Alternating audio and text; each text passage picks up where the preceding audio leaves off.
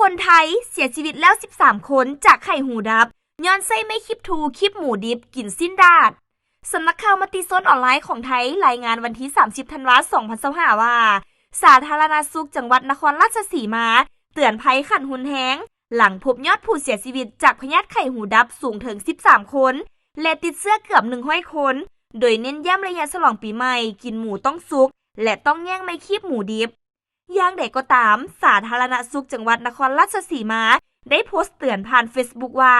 โคราชติดอันดับ1ของประเทศที่มีผู้ป่วยพยาธิไข้หูดับสูงที่สุดโดยข้อมูลตั้งแต่วันที่1มังกรหาวันที่30ธันวาคม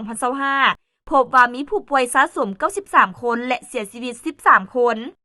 หนึ่งในสาเหตุที่ในเกิดการแพร่ระบาดและติดเชื้อแม้นพฤติกรรมการกินสิ้นดาดการใส่ไม่ถูกคู่เดียวกันกับคีบหมูดิบลงเตาแล้วใส่คีบหมูซุกเข้าปากเห็นให้เชื้อแบคทีเรียเข้าสู่ร่างกายได้โดยกงเมื่อได้รับเชื้อเข้าไปแล้วจะมีอาการไข้สูงปวดหัวหุนแฮงวินหัวและหูอื้อหายใจลำบากหมดสติดังนั้นถ้ามีอาการดังกล่าวนี้ให้เฝ้าไปห้องหมอโดยด่วนเพราะพยาธินี้อันตรายถึงขั้นเสียชีวิตได้